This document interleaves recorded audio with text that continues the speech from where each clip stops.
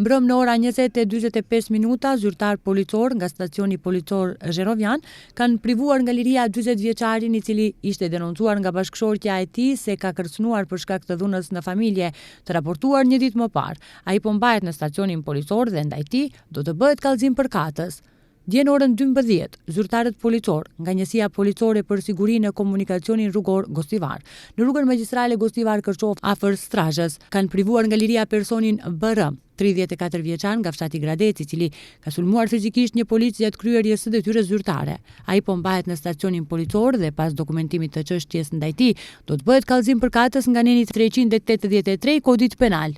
Dje në ora 15:20, zyrtarët policor në SPB Tetov kanë arrestuar personin IR, 63 vjeçar nga Shqipëria, i cili qëndronte i padeklaruar në vend. Gjatë kontrollit ju gjet një thik. Ai është ndaluar në stacionin policor për procedim të mëtejmë dhe ndaj tij do të bëhet kallëzim përkatës.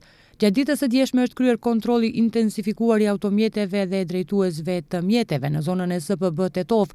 Gjatë kontrollit janë zbuluar dhe sanksionuar 61 drejtues mjetesh për parkim të gabuar dhe të paligjshëm, nga të cilët 24 janë marrë me mjete special Marimang. Janë sanksionuar dhe 109 lloje tjera të kundërvajtjes në komunikacion. Sektori punëve të brendshme Tetov apelon pjesëmarrësit në komunikacion që të respektojnë rregullat dhe rregulloret e komunikacionit. Shpejtësinë e tyre ta përshtasin sipas kushteve të rrugës dhe kufizimeve të para me sinjalistik dhe automjetet t'i parkojnë vetëm në vende të caktuara.